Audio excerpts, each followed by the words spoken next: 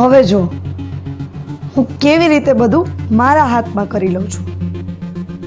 અરે હા, આ ખુશખબર તો મમ્મીને આપવી જોઈએ.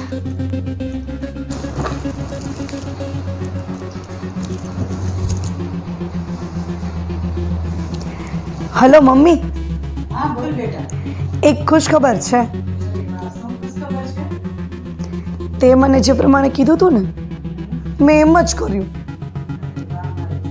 અને હું એ પ્લાનમાં સફળ થઈ છું. બહુ સરસ. હવે એ બધી વાત છોડ. હવે તું મને આગળનો પ્લાન કે, આગળ મારે શું કરવાનું છે?